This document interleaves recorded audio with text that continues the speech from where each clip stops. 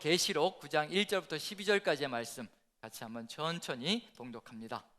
계시록 9장 1절부터 12절까지의 말씀, 다섯째 나팔이 울려 퍼지는데요, 어떤 내용이 등장하고 있는지 1절부터 11절까지 우리 같이 한번 천천히 봉독합니다. 같이 읽습니다. 시작.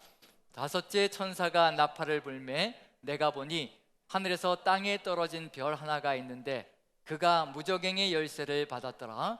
그가 무저갱을 여니 그 구멍에서 큰 화덕의 연기 같은 연기가 올라오매 해와 공기가 그 구멍의 연기로 말미암아 어두워지며 또 황충이 연기 가운데로부터 땅 위에 나오매 그들이 땅에 있는 전갈의 권세와 같은 권세를 받았더라. 그들에게 이르시되 땅에 풀이나 푸른 걸치나 각종 수목은 해하지 말고 오직 이마에 하나님의 인침을 받지 아니한 사람들만 해하라 하시더라. 그러나 그들을 죽이지는 못하게 하시고 5달 동안 괴롭게만 하게 하시는데 그 괴롭게 함은 전갈이 사람을 쏠 때 괴롭게 함과 같더라. 그날에는 사람들이 죽기를 구하여도 죽지 못하고 죽고 싶으나 죽음이 그들을 피하리로다. 황충들의 모양은 전쟁을 위하여 준비한 말들 같고 그 머리에 금 같은 관 비슷한 것을 썼으며 그 얼굴은 사람의 얼굴 같고 또 여자의 머리털 같은 머리털이 있고 그 이빨은 사자의 이빨 같으며 또 철 호심경 같은 호심경이 있고 그 날개들의 소리는 병거와 많은 말들이 전쟁터로 달려 들어가는 소리 같으며 또 전갈과 같은 꼬리와 쏘는 살이 있어 그 꼬리에는 5달 동안 사람들을 해하는 권세가 있더라. 그들에게 왕이 있으니 무저갱의 사자라. 히브리어로는 그 이름이 아바돈이요 헬라어로는 그 이름이 아볼론이더라. 첫째 화는 지나갔으나 보라 아직도 이후에 화 둘이 이르리로다. 아멘. 굉장히 긴 내용입니다. 굉장히 긴 내용인데 이것 하나가 무엇을 담당하고 있느냐면요, 5째 나팔을 담당하고 있습니다. 지금까지 첫째 나팔부터 넷째 나팔까지 분 것만 해도 이 분량보다 많지 않다고 볼 수가 있거든요. 그런데 하나가 5째 나팔이 이렇게 많은 분량을 차지하고 있습니다. 그 정도로 지금 어떤 시기가 오고 있다는 얘기냐면요, 5째 나팔과 6째 나팔이 그 정도로 중요한 시점이라는 것을 보여주고 있는 중입니다. 분량이 많다는 얘기 뭐냐면요, 그 정도로 중요한 의미를 가지고 있다는 것을 얘기하고 있는 중입니다. 그래서 이제 5째 나팔과 6째 나팔이 있고요, 그 다음에 이제 7째 나팔이 불려질 터인데, 만약에 7째 나팔이 불려진다면요, 그때는 이제 7대접이 일시에 쏟아지는 것이기 때문에 모든 것이 일시에 끝장나는 겁니다. 그럼 가장 절호의 기회는 어디까지냐면요, 지금 5째 나팔과 6째 나팔이 모든 것을 이루어갈 수 있는 절호의 기회입니다. 하나님께서 주시는 기회라고 볼 수가 있는 거죠. 요 안에 뭐가 일어나야 되냐면요, 회심할 사람들은 회심을 해야 되고, 그리고 돌이킬 사람은 돌이켜야 된다는 겁니다. 그리고 만약에 그런 일이 벌어지지 않는다면, 회심하는 일이 벌어지지 않는다면요, 굉장히 심각한 일이 그 다음에 쏟아져 나온다는 거, 그 정도로 지금 중요한 시점에 와 있습니다. 그렇기 때문에 굉장히 긴 내용을 펼쳐가고 있는 중이고요, 긴 내용 속에서 우리에게 알려주고자 하는 의미가 분명히 이 안에 들어가 있을 겁니다. 자, 그런데 내용이 이게 만만치가 않습니다. 제가 요한계시록을 공부하고 연구하면서 가장 난해한 부분을 들라고 한다면요, 바로 9장 1절부터 12절까지입니다. 도대체 이게 본 적도 없어요. 저는 이런 걸 본 적도 없습니다. 지금까지 7인이 있었고요, 지금 넷째 나팔까지 불려졌거든요. 7인까지가 있고 넷째 나팔까지 불려졌는데, 그래도 그나마 7인과 넷째 나팔까지는요, 그나마 이해할 수가 있어요. 왜냐하면 7인까지는 그나마 뭐라고 볼 수가 있냐면요, 전쟁의 나팔 소리들 울려 퍼지는 그런 내용들. 그래서 7인이 말들이 이제 쏟아져 나오기 시작하면서 전쟁의 폭풍우가 휘몰아치고, 그로 인해서 또 5째 인에는 순교자들이 속출하고, 그리스도인들의 순교자들이 속출하고요, 그 다음에 6째 인에 대대적인 이 천지가 진동하는 역사가 펼쳐지는데, 구약 성경과 비교해 보니까요, 그 천지가 진동하는 내용이 대전쟁의 서막이라는 것, 내용이라는 것이 분명히 드러났습니다. 그래서 구약 성경과 비교해 보면 이제 그런 근거들이 드러나는 거죠.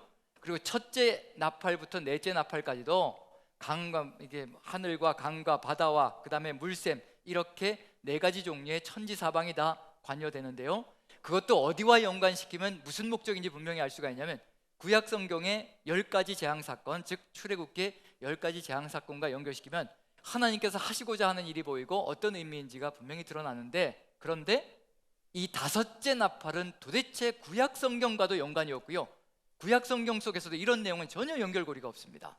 신약 성경 속에서만 나타나는 내용인데 이게 또 요한계시록 속에서만 등장하는 내용인지라 이걸 어떻게 풀어가야 될 것인지 이게 오리무중일 때가 참 많습니다. 그래서 제가 수많은 주석서들을 뒤져보고 뒤져봤는데도 다 다른 내용들이 들어가 있고요, 여기에 대해서 정확하게 제 마음속에 와닿는, 솔직히 말씀드리면 마음속에 이거다라고 와닿는 주석 내용은 없었습니다. 그렇다고 해서 여기서 설교를 멈출 수도 없는 거고요, 이 내용은 또 설교를 하긴 해야 될 테니까 어쨌든 이 내용이 어떤 의미를 가지고 있는 것인지를 찾아가는 것이 아마 우리의 오늘의 본질의 숙제가 아닐까라는 생각이 듭니다. 그리고 거기에 덧붙여서요, 이 내용이 지금 우리 그리스도인들에게는 어떤 의미를 가지고 있는 것인지 그것도 또 분석해 보는 것이 우리가 또 서 있는 목적이 아닌가라는 생각이 듭니다. 이 내용만 보기만 해도 어떤 느낌이 드냐면요, 이건 어디와 연관이 될 것 같다는 느낌이 드냐면요, 저는 해리포터하고 연관시키면 굉장히 쉽게 이해될 수 있을 것 같은, 꼭 마법 학교에서 나오는 이야기, 꼭 무슨 연계를 보고 있는 이야기, 그래서 어디와 연관시키면 상당히 쉬울 것이라고 생각되느냐면요, 판타지 소설이나 판타지 영화와 연결시키면, 그래서 이 내용 가지고 저는 어떤 분이 요한계시록 가지고 한번 판타지 영화를 만들면 상당히 히트를 치지 않을까라는 생각을 해봅니다. 해리포터 저리 가라에 뭔가가 나오지 않을까. 근데 아직도 그런 작품은 나오지 않는 것 같아서 좀 아쉽긴 한데요, 어찌되었든 이 내용을 보면 꼭 판타지 소설이나 영화에 나오는 그런 내용 같은 느낌이 들거든요. 그래서 한번 천천히 한번 여기서 특히 또 황충이라는 것 어떤 의미를 가지고 있고 어떤 그런 내용인지 한번 살펴보는데요, 도표를 한번 보시면서 황충에 대한 내용들만 한번 묶어봤습니다. 9가지가 나오는데요, 이 내용을 설명하는데 이런 형상을 혹시 보신 적이 있는지 한번 여러분들 천천히 보면서요, 보신 적이 있으면 상당히 영안이 띄어져 계신 분들입니다. 저도 이걸 보고 싶은 마음이 있어서 기도를 많이 했던 시절이 있는데 지금은 멈췄습니다. 그 기도를 한번 보지요. 자, 1번 황충들이 나온다고 하는데 황충은 메뚜기 종류입니다. 메뚜기. 구약 성경 속에 출애굽기라든가 요엘서에 나오는 메뚜기 재앙들이 있잖아요. 그 메뚜기가 바로 구약 성경 속에 황충 뭐 이렇게 불릴 때가 있거든요. 그래서 메뚜기 종, 황충은 메뚜기 종류라는 거. 그 다음에 두 번째는 모양은 무엇을 위한 준비한 말 같으냐, 전쟁을 위하여 준비한 말들을 갖다고 얘기합니다. 황충인데 분명히 메뚜기 떼가 올라온다고 얘기하고 있는데요, 메뚜기들이 올라오는 겁니다. 그런데 그것이 흡사 전쟁을 위하여 준비한 말들을 갖다라고 기록하고 있습니다. 그 다음에 세 번째로는 그 머리에 또 금 같은 관 비슷한 것을 썼다라고 기록하고 있습니다. 자, 한번 상상을 해보시라고 제가 같이 한번 읽어보는 겁니다. 다시 한번. 자, 네 번째로는요, 얼굴은 사람의 얼굴 같다고 얘기합니다. 자, 이제 상상이 가시죠? 하나씩 만들어 가시는 겁니다. 사람의 얼굴 같은데 다섯 번째는 여자의 머리털 같은 머리털이 있다고 얘기를 합니다. 자, 이제 이해가 되시죠? 예, 그리고 있습니다. 자, 여섯 번째는 이빨은 또 사자의 이빨 같다라고 얘기를 합니다. 그 다음에 일곱 번째로 철호심경, 호심경은 이 가슴을 보호하는 철판 같은 걸 얘기하는 겁니다. 한마디로 얘기하면 이 몸에 붙이는 뭐랄까 이렇게 보호하는 장구 같은 거죠. 전쟁이 일어나면 가슴에 붙이면 화살을 막을 수도 있고요, 그렇게 좀 할 수 있는 칼도 막을 수 있고, 그런 호심경이 이렇게 가슴에 붙여져 있다고 얘기합니다. 철로 만든 호심경이 있고, 그 다음에 여덟 번째는 날개들 소리는 병거와 많은 말들이 전쟁터로 달려 들어가는 소리 같고 굉장히 소란스러운, 굉장히 거대한 소리가 난다라고 되어 있고요. 그 다음에 아홉 번째로는 꼬리는 이게 황충인데 말같이 생겼는데 그 다음에 전갈 같은 꼬리가 있고 그 꼬리 끝에 쏘는 살이 있다고 얘기합니다. 이걸 또 사람을 쏜다라고 얘기를 하고 있습니다. 자, 이제 그림이 대충 그려지시나요? 머릿속에 어떤 그림이 나오시나요? 네, 좋은 그림이 나오시나요? 예, 좋은 그림이 안 나오죠. 귀귀한, 정말 이런 귀귀한 모습이 있을까 싶을 정도로 저는 이 속에서 느끼는 게 뭐냐면 이건 육신적으로 볼 수 있는 것이 아니라 영안이 뜨여야 볼 수 있는 것이다라는 생각이 듭니다. 그리고 이게 육체적으로 우리가 겉으로 드러나는 전쟁을 얘기하는 것이 아니라 지금 사도 요한은 영적인 전쟁까지도 지금 보고 있는 그런 영안이 띄인 사람이라는 그런 생각이 듭니다. 영적인 세계를 지금 보고 있어요. 영적인 전쟁을 보고 있는데 여기서 한번 해석을 좀 해보면요, 궁여지책으로 해석을 한번 해보면 황충들 이렇게 떼로 이제 메뚜기 떼를 아시죠? 떼로 몰려 나오는 겁니다. 무적행에서 떼로 몰려 나오는데 떼로 몰려 나온다는 얘기는 이게 한마디로 얘기하면 군대 귀신 같은 그런 의미를 가지고 있다는 거, 그런 의미가 들어가 있고요. 영적인 세계에서 군대 귀신들이 달려드는 그런 모습이라고 생각하시면 되겠고요. 그 다음에 전쟁을 위하여 준비한 말들 같다. 신속하게 전쟁을 위하여 준비한 말은요, 아주 강하고 신속하게 움직인다는 얘기거든요. 그래서 공격하기 위해서 신속하게 움직이고 있다는 걸 보여주고 있습니다. 지금 귀신의 떼가, 즉 사단의 하수인들이 신속하게 아주 떼거지로 몰려들고 있다는 거, 힘도 강력하다는 거. 말들이 몰려오면요 도저히 당해낼 수가 없습니다. 그래서 예전에 기마병이라든가 그리고 또 병거라든가 이런 무기는 요즘 현대 탱크와도 비교할 수 있는 그 정도의 강력한 무기였습니다. 그게 이제 들어가 있고요. 그 다음에 머리에 금 같은 관 비슷한 것을 썼다. 관을 썼다는 얘기는 무슨 얘기인가요? 머리에 관을 썼다는 얘기는 패배자가 관을 쓰는 건가요? 승리자가 관을 쓰는 건가요? 승리자가 관을 쓰는 거죠. 그래서 이기고 또 이기려고 하는 것 같다. 계속해서 이겨서 무찌르려고 하는 것 같다. 그런 의미가 들어가 있겠고요. 얼굴은 사람의 얼굴 같다. 분명히 사단의 하수인들인데 사람의 얼굴을 가지고 있다. 인격적인 것 같고 흡사 인권을 보장해 주는 것 같고 숨겨져 있는 것이 있는 거죠. 겉으로 드러나는 모습은 인격적인 것 같고 인권을 보호해 주는 것 같고 그런 포장이 되어져 있는데 속은 안 그렇다는 얘기가 되는 거죠. 그 그릇에 속아 넘어가면 안 된다는 의미가 들어가 있습니다. 사단의 하수인들은 광명의 천사로 가장할지라도 절대 천사가 아니라는 것, 그걸 분명히 지켜야 될 필요가 있고요. 얼굴은 사람 같을지라도 그 다음에 여자의 머리털 같은 머리털이 있다. 유혹적이고 매혹적이라는 의미까지도 포함되어 있습니다. 그 다음에 여섯 번째로 그럼에도 불구하고 위험 요소가 있는데 이빨은 뭐와 같다고요? 사자의 이빨 같다라고 되어 있어요. 포악스럽고 그리고 잔혹하다는 것을 분명히 보여주고 있습니다. 이게 숨겨져 있다는 것을 보여주고 있는 중입니다. 그 다음에 철호심경 같은 호심경이 있다. 어떤 의미일까요? 어지간해서는 공격할 수도 없고 당해낼 수도 없는 위력을 가지고 있다는 거. 어떤 공격, 어설픈 공격들은 다 막아낼 수 있다는 겁니다. 우리가 어설프게 말씀을 가지고 들이대면요 사단은 더 깊은 걸 가지고 우리에게 달려들 수 있다는 얘기거든요. 귀신은 그런 노름을 할 수 있다는 얘기입니다. 우리가 말씀을 어설프게 하면 공격도 공격을 못한다는 그런 얘기가 된다는 얘기고요. 그 정도로 강력한 방어 무기도 가지고 있다는 겁니다. 그 다음에 여덟 번째로 날개들 소리는 병거와 많은 말들이 전쟁터로 달려들어가는 소리 같다. 소리가 우렁차다는 얘기 뭐냐면요 그 소리만으로도 기선을 제압할 수 있다는 것을 보여주고 있는 중입니다. 그 다음에 정갈과 같은 꼬리가 있어서 쏘는 살이 있다. 계속해서 해롭게 하고 고통스럽게 만들고 독을 주입하는 그런 일들을 벌이고 있다는 것을 보여주고 있는 중입니다. 그렇게 이제 해석해 볼 수가 있겠는데요. 이런 모양들을 가지고 궁여지책으로 한번 그림을 그려봤는데요. 제가 그릴 수도 없고요. 딸내미한테 부탁해가지고 사정해가지고 그려달라고 해서 이제 그림을 한번 그려봤는데 너무 귀엽게 그린 것 같아서 좀 그렇긴 한데 한번 그림을 보여주시죠. 자, 저런 그림이 나왔습니다. 예, 괜찮게 그렸나요? 예, 상상한 게 다 들어가 있나요? 그런 아닌가요? 예, 어쨌든 저런 모양으로 머리 모양 그리고 또 여기 관이 쓰여져 있고 얼굴은 사람 모양이고 그 다음에 황충인데 말 같고 그 다음에 이빨은 사자 이빨 같고 그 다음에 날개가 있고 그 다음에 꼬리에 쏘는 살 정갈 같은 살이 있고 이런 모양이 아닐까라고 생각하는데 그런데 문제는 뭐냐면 이것도 다가 아니란 얘기입니다. 다시 한번 이쪽으로 본문으로 좀 아까 거기로 좀 들어가 주시면요. 여기서 보시면 2번부터 시작해서 9번까지 보시면 특징이 한 가지 있습니다. 계속해서 나오는 단어가 하나 있어요. 다른 걸 얘기할지라도 똑같은 단어가 계속 나옵니다.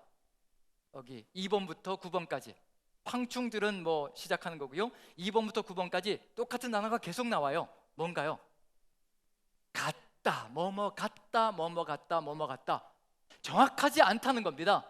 무슨 얘기냐면요, 인간의 언어로 도저히 표현할 수 없는 형상을 봤다는 얘기거든요. 우리가 가지고 있는 언어로는 도저히 이걸 형상을 표현해낼 수가 없다는 얘기예요. 그래서 사도 요한도 뭐라고 얘기할 수밖에 없냐면요, 그저 내가 본 것 중에 이것과 비슷한 것 같다, 이것과 비슷한 것 같다, 이것과 같다. 그게 뭐냐면 영계, 즉 영적인 세계가 우리가 도저히 말로 형언할 수 없는 거고요, 표현할 수 없다는 것을 분명히 알 수 있어야 될 겁니다. 지금 여기에서 나와 있는 이 모양들이 바로 이와 같다라고 고정화시킬 수가 절대 없다는 얘기입니다. 이런 모양이 아니라 그저 이런 모양인 것 같다라고 보고 있다는 것, 그것만큼은 우리가 인식해야 될 포가 있겠고요. 그런 점에서 이런 내용들이 어떤 의미를 가지고 있고 거기에 덧붙여서 이게 지금 우리에게는 어떤 영향력을 주고 있는 것인가 한번 찾아가 봐야 될 필요가 있는데, 엄밀하게 얘기하면 우리가 이런 모양들, 아까 그림을 다시 한번 보여주시죠. 네, 그림을.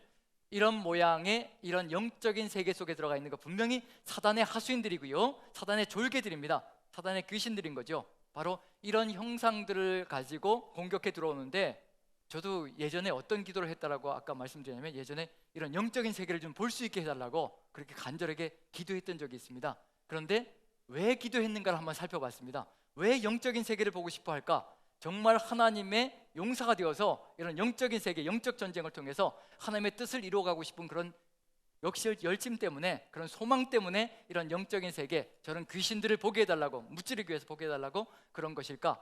나중에 생각해 보니까 그게 아니더라고요. 영적인 무엇을 표현하고 싶은 마음이었냐면요, 내가 영적으로 더 우월하다는 것을, 나는 이런 것도 본다는 것을 보여주고 싶은, 과시하고 싶은 그런 마음이 있었다는 것을 깨닫게 되었습니다. 그 다음부터는 이제 보여주지 않으셔도 됩니다라고 얘기했는데, 자, 만약에 이런 형상을 우리가 볼 수 있다면 어떻게 될까요? 떼거지로 몰려오는 게 매일 보이는 거예요.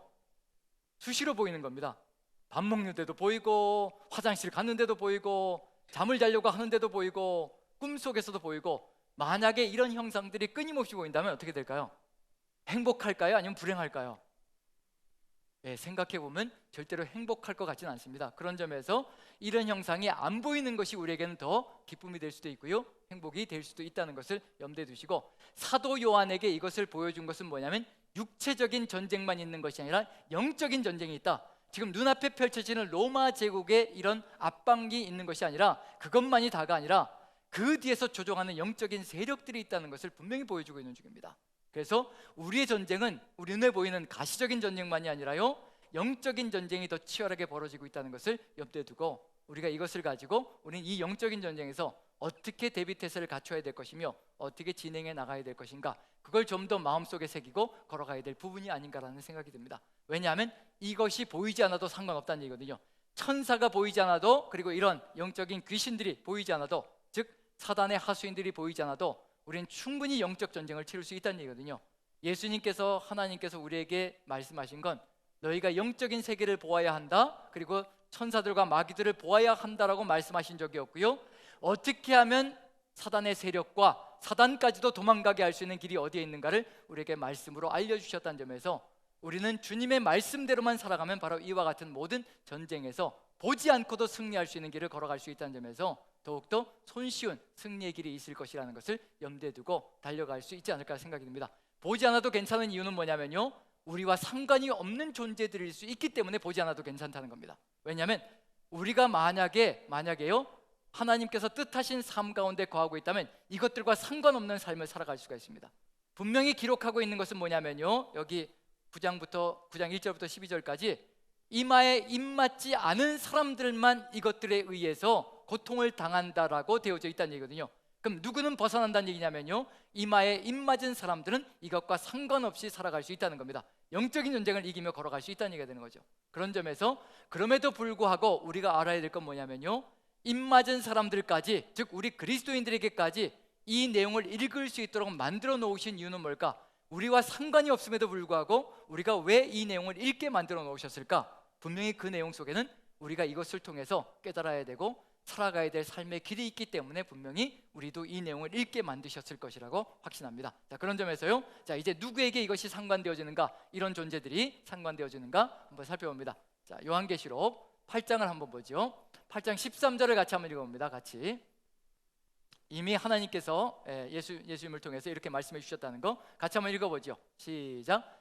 내가 또 보고 들으니 공중에 날아가는 독수리가 큰 소리로 이르되 땅에 사는 자들에게 화가 있으리니 이는 새 천사들이 불어야 할 나팔 소리가 남아 있음이로다 하더라. 여기서 분명한 건 뭐냐면요, 다섯째 나팔, 여섯째 나팔, 일곱째 나팔이 바로 화가 있을 것이라고 분명히 선포하고 있다는 겁니다. 그런데 이것이 우리와 상관없을 수 있는 이유는 뭐냐면요, 여기에 누구에게 화가 있다라고 얘기하는지 그 대상이 분명히 안다면 우리는 이곳에서 벗어날 수 있다는 얘기입니다. 자, 대상이 누구인가요? 이 화는 대상이 누구인가요? 땅에 사는 자들이 대상이라는 겁니다.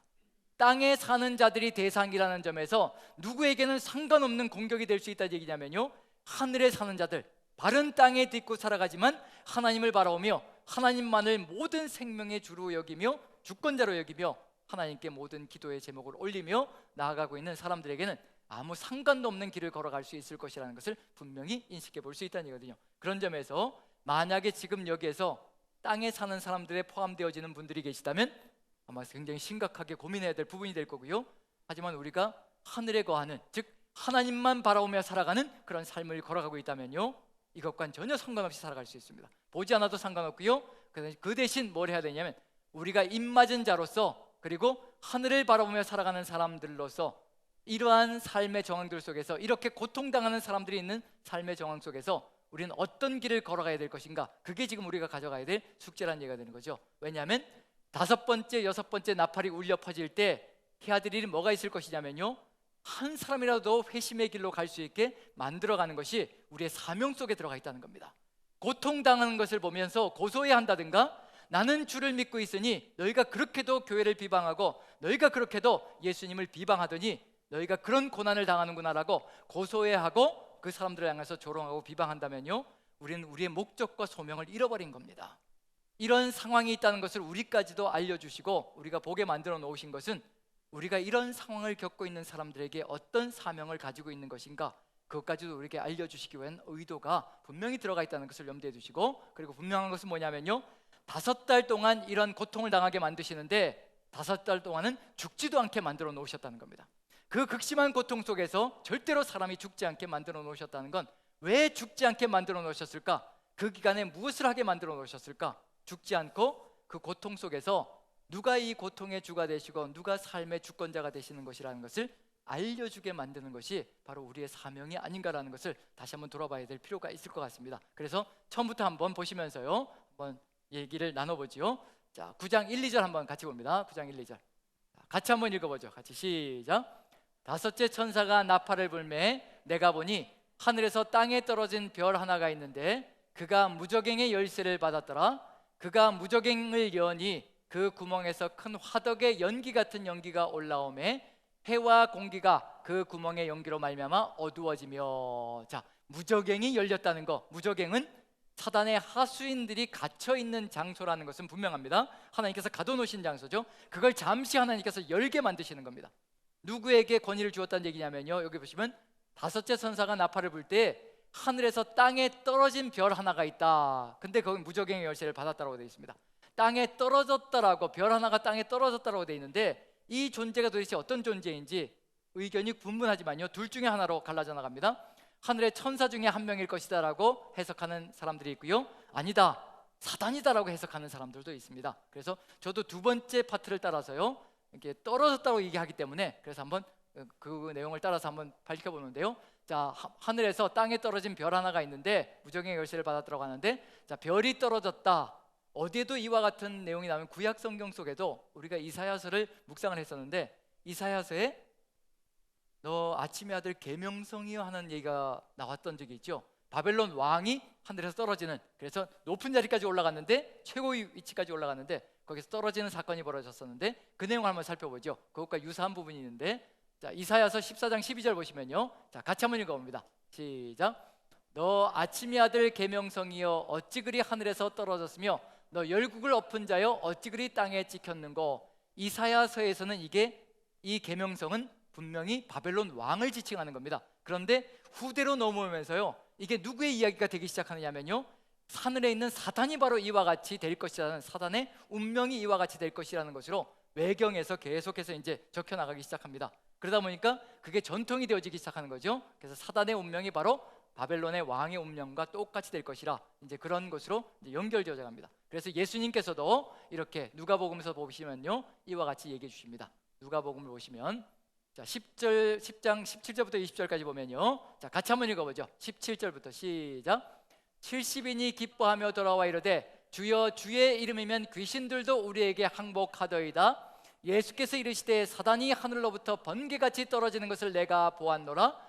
내가 너희에게 뱀과 전갈을 밟으며 원수의 모든 능력을 제어할 권능을 주었으니 너희를 해칠 자가 결코 없으리라.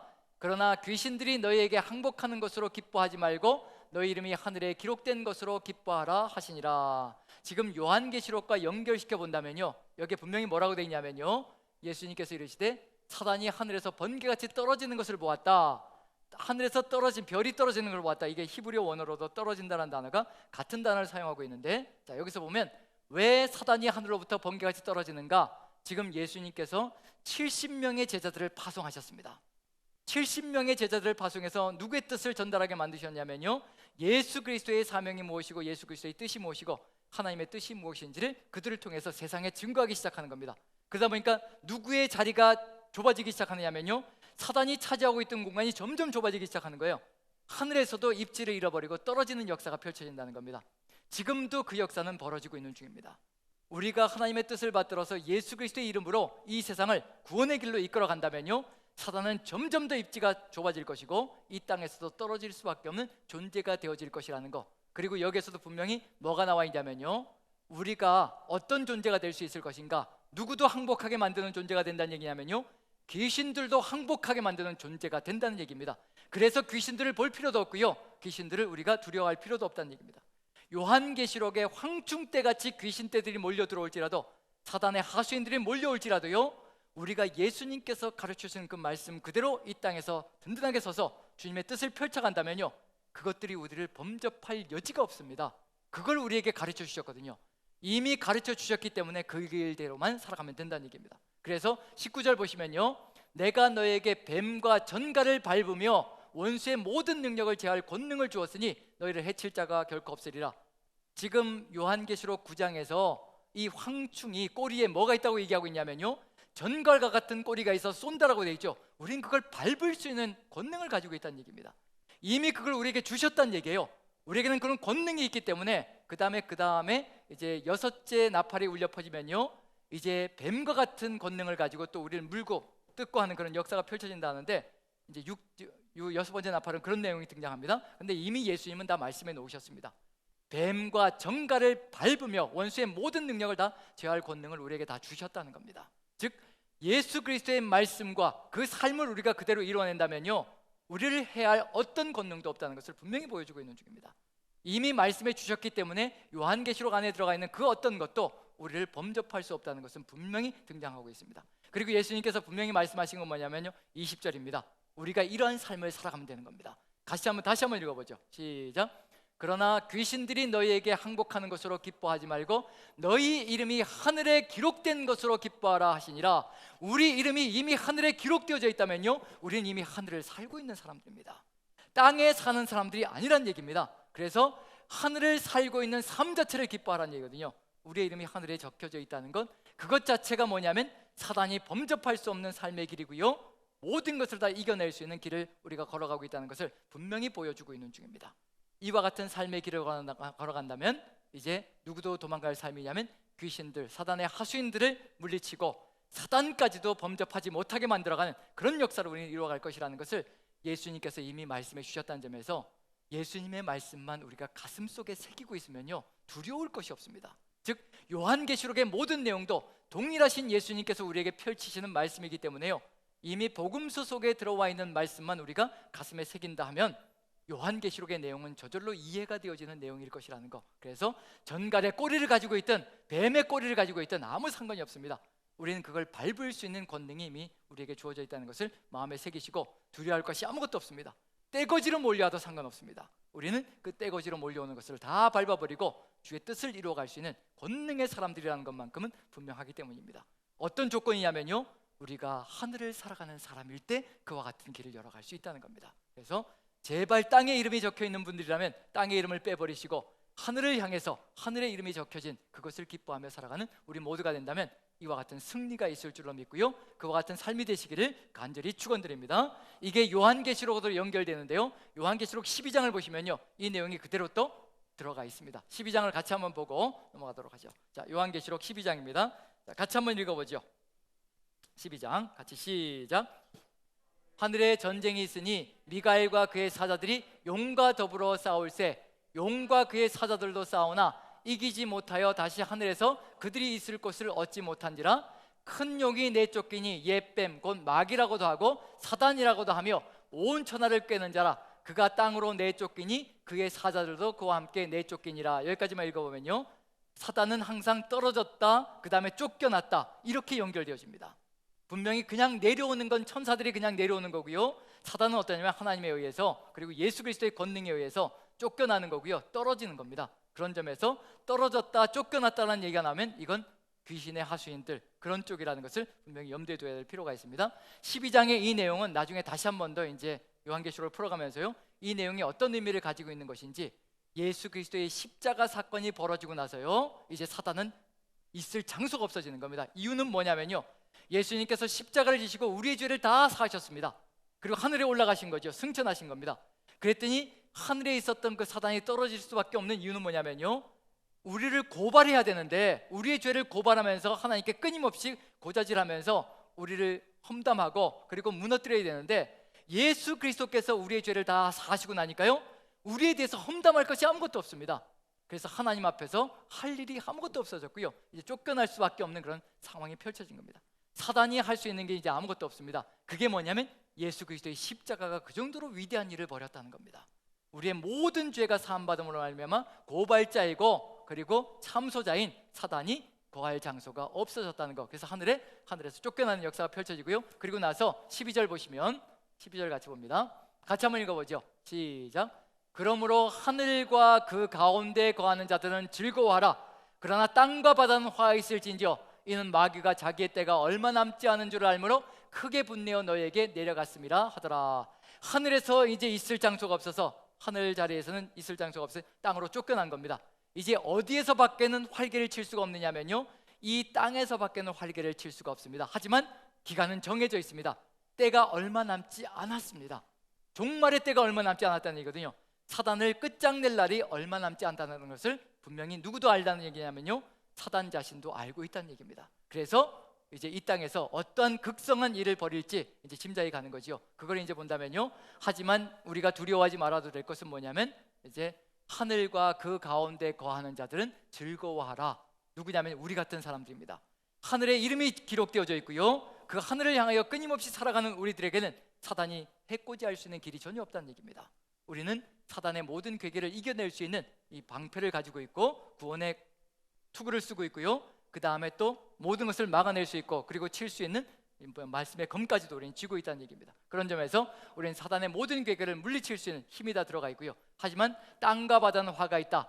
땅에 속한 사람들, 바다에 속한 사람들, 이 땅에 사는 사람들, 땅의 모든 것인 사람들, 그 사람들에게는 고통과 좌절의 시간이 연결되어질 것이라는 것. 그런 점에서 이제 두 가지로 나뉘어질 텐데요, 우리는 이와 같이 하면 되는 겁니다. 야고보서를 보시면요, 우리는 이와 같이 하면 모든 것을 이겨낼 수 있을 겁니다.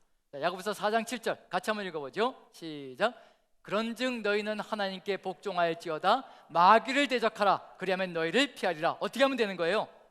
구원의 투구를 쓰고요, 성령의 검을 가지고, 그리고 모든 악한 자들의 화전을 막아낼 수 있는 방패를 들고, 그리고 대적한다면요, 대적자들이 우리를 이겨낼 수 있는 길이 전혀 없다는 것. 그걸 누가 보여주셨느냐면 예수님께서 우리에게 보여주셨습니다. 무엇으로 다 이겼다고 말씀하고 있나요? 마태복음서 4장에 보면 예수님께서 사단의 모든 유혹들을 이겨내시는데 한 가지로 다 이겨내십니다. 말씀의 검을 가지고 사단의 모든 유혹들을 이겨내시면서요, 마지막 순간에 뭐라고 되어 있냐면요, 사단이 물러가고 천사가 수종드는 역사가 펼쳐지는 겁니다. 우리도 예수님께서 하신 것처럼 성령의 검을, 말씀의 검을 들고요, 사단의 모든 유혹과 괴계를 물리친다면 사단은 도망가고 천사들이 수종드는 역사가 펼쳐질 것이라는 것. 그래서 우리에게는 염려할 것이 없어로되, 하지만 이러한 삶의 정황 속에 고통 가운데 거하고 있는 사람들에게 우리가 무엇을 해야 될 것인가, 그게 우리에게 주어져 있는 과제일 것입니다. 자, 그런 점에서요, 지금 여기 보시면 사단의 하수인들이, 황충대가 내려와서, 귀신떼들이 내려와서 누구에게 고통을 가하고 있는 중이냐면요, 믿지 않는 자들, 그리고 또 땅에 거하는 자들에게 고통을 가하기 시작합니다. 자, 그런데 생각해보면 이상합니다. 지금 누구를 공격해야 되는 거예요? 사단의 하수인들이 내려와서, 귀신떼가 내려와서 누구를 공격해야지 정상인가요? 예수님 믿는 사람들을 공격해야 정상인가요? 예수님을 믿지 않는 사람들을 공격해야 정상인가요? 예수님을 믿는 사람들을 공격해야 그게 정상인데, 참 희한한 것은 사단이 자신의 하수인들을 풀어가지고 예수님을 믿지 않는 자기 편인 거죠. 한마디로 얘기하면 자기 편인 사람들만 공격하게 만드는 겁니다. 즉 입맞지 않은 사람들만 공격하고 있다는 얘기거든요. 이건 도대체 무슨 이야기인가? 왜 사단이 자기 망할 일을 이렇게 하고 있는 것인가? 우리가 분명히 알아야 될 건 뭐냐면요, 사단은 네 편 내 편이 없습니다. 내 편인 것처럼, 자기 편인 것처럼 편을 들어줄지라도요, 그것은 죽이기 위해서 그러는 것이지 절대로 살리기 위해서 그런 것이 아니라는 얘기입니다. 사단의 목적은 자기 편으로 들어오든 남의 편이 되건 상관없습니다. 모조리 다 죽이는 것이 목적입니다. 그런 점에서 사단에게 편이 된다는 것 자체는 이미 죽음이 결정되어져 있다는 것을 얘기하고 있는 내용이거든요. 한 가지 예를 든다면요, 예수님의 십자가 길 속에, 우리가 전에 이제 작년에 나눴던 십자가의 여정 속에서요, 가이사라 빌립보에서 예수님께서 첫 번째로 십자가 예고를 하시는데, 기억이 나시나요? 예, 한번 기억이 나시면 생각해 보십시오. 가이사라 빌립보에서 한번 말씀하시고, 갈릴리에서 한번 말씀하시고, 예루살렘 입구에서 한번 말씀하시고, 이렇게 세 번 십자가 고난을 겪을 것이다, 하지만 사흘 만에 부활할 것이다, 그 내용을 이제 세 번을 말씀하시는데요, 첫 번째가 가이사라 빌립보에서 처음으로 말씀하셨는데, 베드로가 예수님을 붙들고 항변하는 겁니다. 절대로 그래서는 안 된다라고 멱살을 잡이려 하면서 이제 항변을 하는 거죠. 그때 예수님께서 베드로를 향해서 사단아 내 뒤로 물러가라, 사단아 내 뒤로 물러가라 분명히 말씀하셨거든요. 사단아 내 뒤로 물러가라, 네가 사람의 일을 생각하고 하나님의 일을 생각지 아니하는도다. 사람의 일이라는 거, 누구와 연관되어진 것이라는 얘기냐면요, 사단과 밀접하게 연관되어져 있는 것이 바로 사람의 일이라는 겁니다. 인간의 욕망이고 인간의 꿈이 실현되는 것이죠. 그런 점에서 인간의 욕망 실현 자체가 사단이 심어주는 것인데, 베드로는 그걸 부여잡겠다고 사단의 하수인이 되어서 이제 예수님을 멱살잡아 하는 거죠. 자, 사단의 하수인이 되었다는 것은 누구 편인가라는 얘기를 들어보자면요, 분명히 베드로가 사단의 편이 되었습니다. 그 다음에 사단은 베드로를 그대로 놔둬야 될 터인데, 자기 편으로 삼아야 될 터인데, 근데 그 다음에 나오는 내용이 뭐냐면요, 귀신 들린 한 아이를 고치는 사건이 나옵니다. 귀신 들린 한 아이를 가진 아버지가 제자들에게 데리고 왔는데, 제자들이 귀신을 쫓아내지 못합니다. 그게 뭐냐면, 제자들도 누구의 하수인이 되었기 때문이냐면요, 베드로같이 사단의 하수인이 되었기 때문에 귀신을 쫓아낼 수가 없는 거죠. 그런 내용이 연관되어지는 거고요. 자, 그 점에서 이제 귀신 들린 아이의 아버지가 제자들에게 데려왔는데, 제자들이 쫓아내지 못하고, 그 예수님께서 내려오셔서 이제 예수님께서 무슨 일이냐라고 물어보시자, 이러저러해서 제자들이 쫓아내지 못했습니다 라고 얘기하자, 언제부터 이렇게 되었느냐, 어릴 적부터 이렇게 귀신 들려서 그냥 몸을 가누지 못하고 제 역할을 못하고 살아갑니다.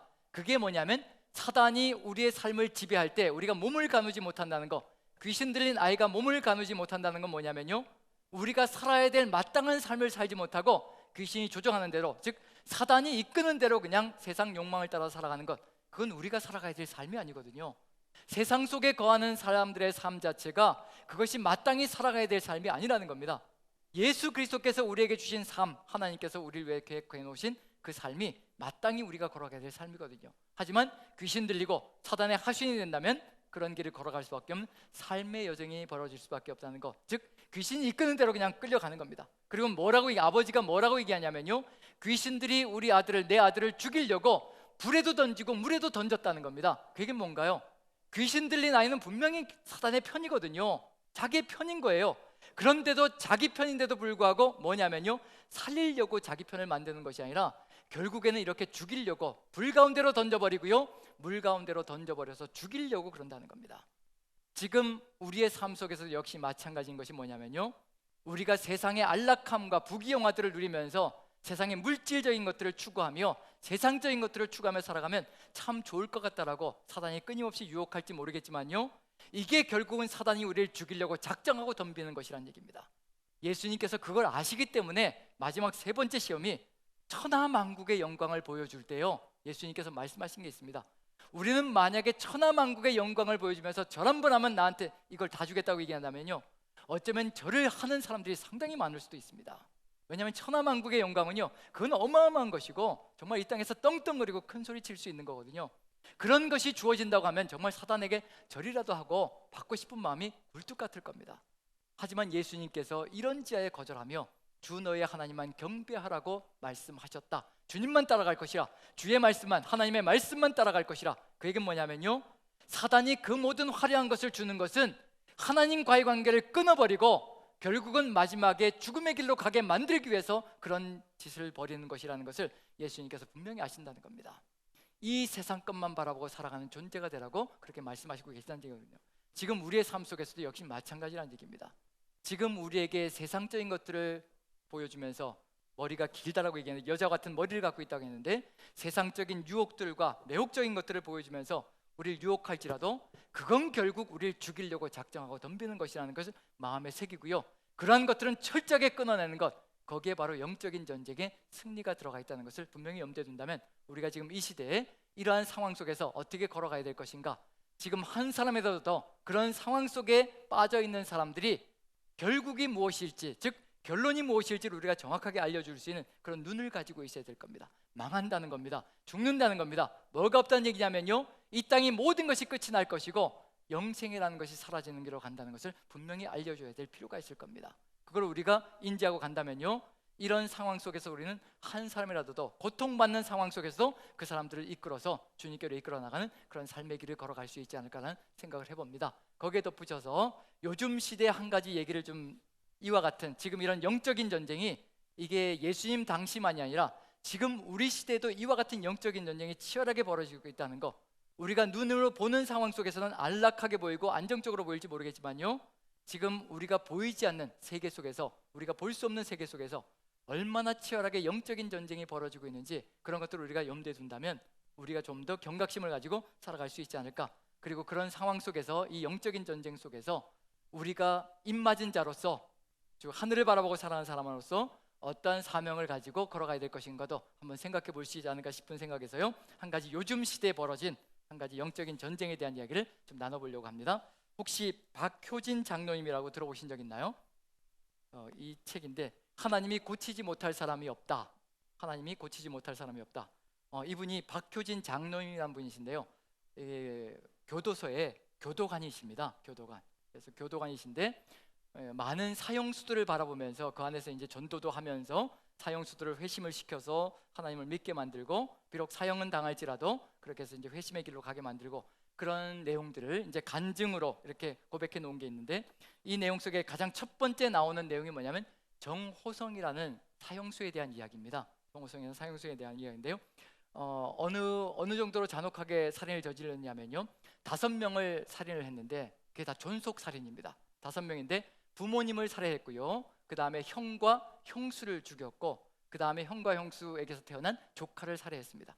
5명을 하루아침에 살해하고, 그리고 또 그 앞마당을 파가지고, 그 부모님이 살았던 그 앞마당을 파가지고 거기에 또 이 5명을 안매장한 그런 사건인데, 그 정도로 잔혹한 죄를 저지른 사람인데, 그 사람에 대한 내용, 그 사람을 만나서 어떤 일이 벌어졌는지 그런 내용들을 가지고 이제 펼쳐가는 내용인데, 그 안에 들어가 있는 영적인 전쟁이 상당히 치열하다는 것을 깨닫습니다. 이 박효진 장로님이 하루는 이제 일어나서 새벽 예배를 하려고 눈을 딱 떴는데, 아침에 눈을 떴는데 시계를 보니까 6시가 된 거예요. 이게 새벽 예배를 벌써 늦어버린 거죠. 이거 어쩌나, 이게 장로가 돼가지고 새벽 예배도 못 가고 이거 어쩌나 그러고 있는데, 그래도 출근하기 전에 기도는 해야 되겠다는 생각이 들어서 이제 책상 밑에 들어가셔서 기도를 하셨답니다. 새벽 기도는 못 갔는데 그날따라 은혜의 강물이, 성령의 역사가 막 물결치면서 들어오는데 주체할 수 없을 정도로 성령의 역사가 강력하게 휘어잡더라는 겁니다. 그러면서 생각한 게 뭐냐면, 보통 이렇게 성령의 역사가 휘몰아치면 그날은 전도의 역사가 펼쳐졌는데, 교도소 안에서 전도의 역사가 펼쳐졌는데, 그런 기대를 가지고 오늘도 분명히 뭔가 사건이 벌어지겠구나, 기대감을 가지고 이제 출근을 했답니다. 출근을 해서 서울구치소였는데요, 서울구치소에 이제 계장님으로, 이제 서울구치소 생활지도 계장으로 이제 그때는 봉직하고 있었던 것 같아요.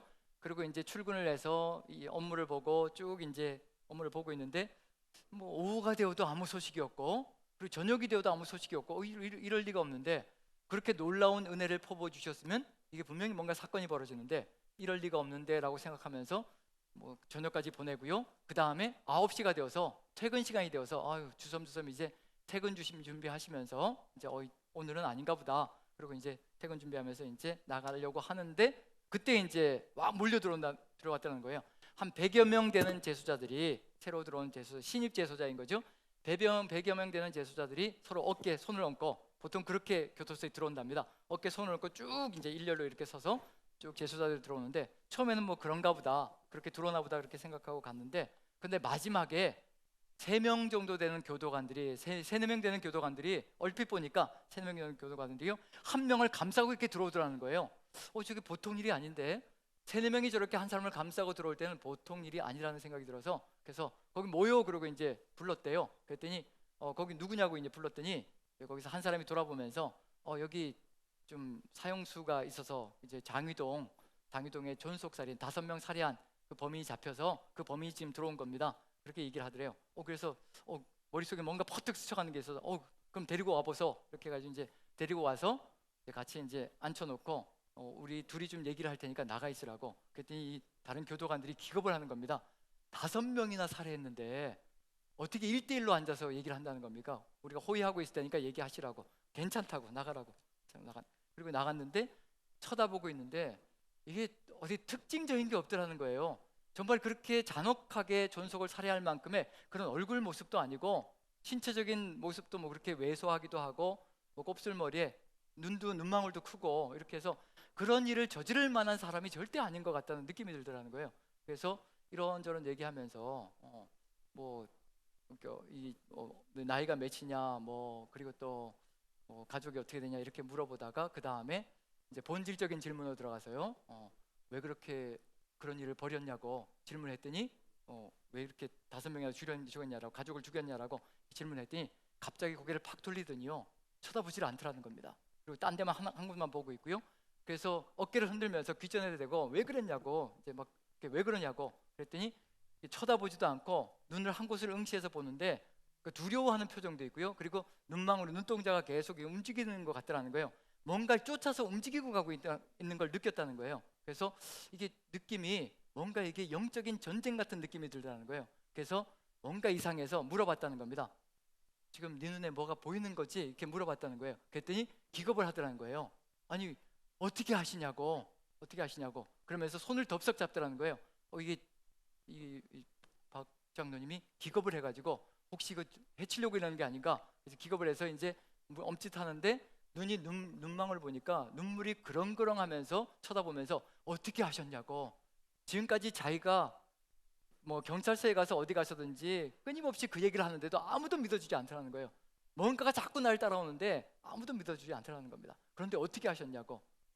눈에 보이지 않지만 마음으로 느껴질 수가 있다고, 신앙으로 느껴질 수가 있다고. 그래 한번 사연을 좀 얘기해 보라고. 그랬더니 이런저런 얘기를 하는데 이제 뭐 어릴 적부터 착하게 자랐고 그리고 또 뭐 별 말썽 없이 이렇게 살아왔고요. 근데 이제 뭐 공부는 많이 못했기 때문에 변변한 직업을 갖지 못해가지고 생활 형편이 늘 어려웠고 그리고 또 뭐 한 여자를 만나서 동거하게 되었는데 그러다 보니까 직업이 변변치 못하니까 돈이 없으니까 늘 부모님에게 손을 벌려, 부모님은 좀 잘 살고 있었기 때문에 부모님에게 가서 이제 손을 벌리고 그리고 늘 이렇게 타다 쓰고 처음에는 그런 대로 부모님들도 그냥 살려니 하고 생각하고 이렇게 계속 도와줬는데 점점 가다 보니까 부모님들도 이제 조금 힘겨워하고 짜증도 내시고 그리고 또 자꾸만 어떻게 언제까지 이렇게 살겠느냐고 그렇게 핀잔도 주시고 그러다 보니까 마음이 좀 힘겨워지고 짜증도 나고 그리고 생활고도 닥쳐오니까 힘들기도 하고 그래서 짜증이 막 가득히 들어차 있는데 어느 날인가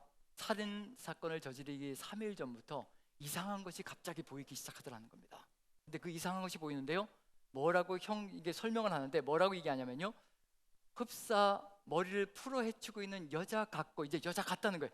머리를 풀어 헤치고 있는 여자 같고 그리고 기괴한 짐승의 모양 같은 두 가지가 이렇게 합쳐져서 흐늘흐늘 거리는 게 계속 보인다는 거예요. 저는 여기서 느끼는 게 뭐냐면요, 뭐 같고 하는 걸 보면서 요한계시록의 이 내용과 흡사하더라는 거예요. 그걸 보면서 이게 영적 전쟁이구나, 우리의 삶 속에서 이런 것이 있을 수 있겠구나, 그런 생각이 퍼뜩 들었는데 어쨌든 이게 머리를 풀어헤친 여자의 모습 같기도 하고 그 다음에 기괴한 짐승의 모습 같기도 하고 그게 두 개가 합쳐져 가지고 계속해서 따라다니는데 밤낮 없이 따라다니고요, 밥을 먹을 때도 보이고 그 다음에 화장실을 갈 때도 보이고 그리고 잠을 자면 길을 갈 때도 보이고 잠을 자면 또 꿈속에서도 나타나고 그런 일이 벌어지다는 겁니다. 그래서 머리도 아프고 그냥 고통 가운데 그렇게 지내고 있었는데 그날도 또 이제 뭐 돈이 없는 상태여서 또 부모님에게 가서 돈을 이제 좀 달라고 하는데 그런데 그날도 역시 부모님이 돈이 없다라고 얘기를 하는 거죠. 없다라고 얘기하는 그런 점에서 이제 돈이 없다라고 얘기를 하자 이제 마음속에 이제 울적한 마음으로 2층에서 내려오고 있는데 즉 집안이 좀 부유했던 모양이에요. 2층에서 내려오고 있는데 갑자기 이 귀신 같은 것이 갑자기 그 앞에 막아 세우더니 뭐라고 했다는 얘기냐면요, 올라가서 죽이라고 명령을 내렸다. 첫 번째 명령을 내렸답니다. 올라가서 죽이라고. 근데 이 사람은 착한 마음이기 때문에 어떻게 내가 힘들어도 그럴 수가 있겠냐고. 근데 강력한 뭔가가 휘어잡기 시작하는 거예요.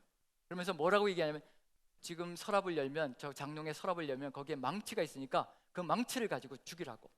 그래서 자기도 모르는 사이에 가서 열고 가서 이제 부모님을 망치로 죽이고, 그 다음에 또 내려와서 형하고 형수님 방에 들어가서 또 망치로 죽이고, 그 다음에 또 여기 조카까지도 죽이고, 그 다음에 또 죽인 다음엔 또 어떤 일이 벌어졌냐면, 또 가면서 이제 이 내용들 묻어야 되니까 이제 나가서 삽을 가지고 구덩이를 파서 묻으라고.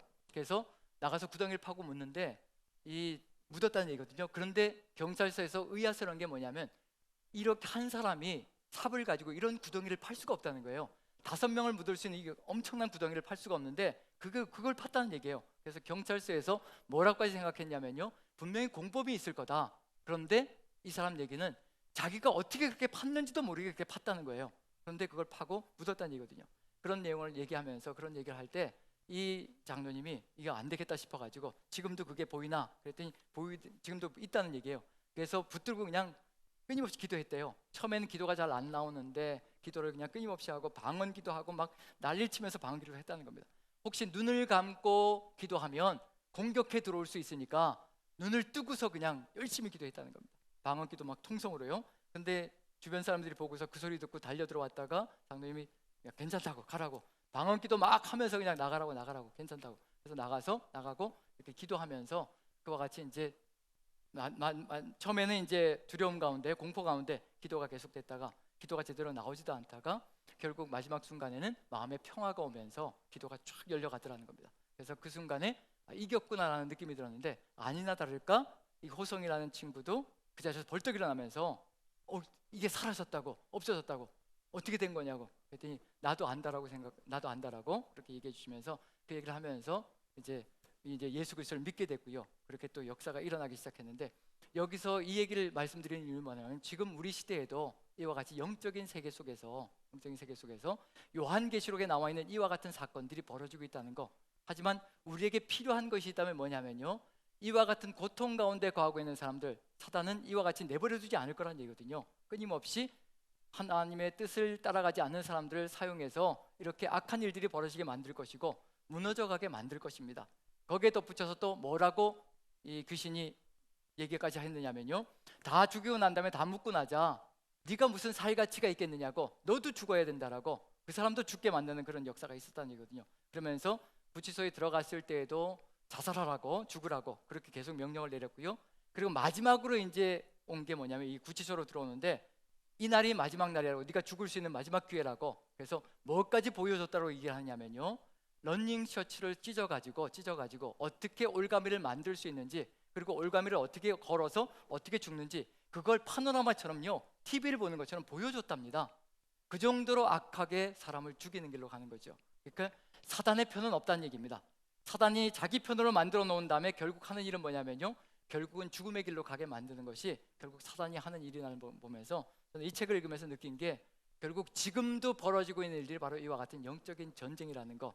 지금 우리가 이와 같은 영적인 전쟁에서 벗어나 있다고 해서 우리가 안전한 것이 아니라, 우리도 이와 같은 삶을 걸어가는 사람들에 의해서 해를 당할 수 있는 그런 길을 걸어갈 수 있는 것이 바로 우리의 삶의 여건이라는 겁니다. 그런 점에서 우리가 가져가야 될 삶의 길은, 이러한 사람들이 한 사람이라도 줄어들 수 있도록 최선을 다해서 우리의 사명이 무엇인가를 깨달아서요, 영적인 길로, 즉 생명의 길로 이끌어가는 것, 그것이 바로 우리가 걸어야 될 사명의 길이 아닌가. 그래서 하나님께서 우리에게 이와 같은 영적인 전쟁이 있다는 것을 알려주시는 것 하나하나가 우리가 걸어가야 될 사명의 길 속에서 우리가 지금 이 시대에 맡아야 될 그런 소명이 무엇인가를 보여주는 길이 아닌가라는 생각해 보고요, 우리의 주변에서 우리는 지금 입맞은 자로서 하나님의 뜻을 받들어서 걸어가고 있지만, 그렇지 못한 사람들을 한 사람이라도 하나님의 뜻을 받들어 걸어갈 수 있고 예수 그리스도의 뜻을 이루어갈 수 있는 존재로 세워간다면, 우리는 그 사명, 제대로 된 사명을 맡아가는 것이 아닐까라는 마음을 가지고요, 우리의 삶 속에서 그와 같은 승리의 길이 있기를 간절히 축원드립니다.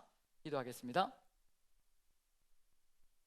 사랑의 하나님, 지금도 치열하게 벌어지고 있는 이 전쟁 속에서 우리가 주님의 뜻을 온전히 깨달아 아버지의 뜻을 이루어가는 사명자로 서나갈 수 있게 은혜를 더하여 주시옵소서.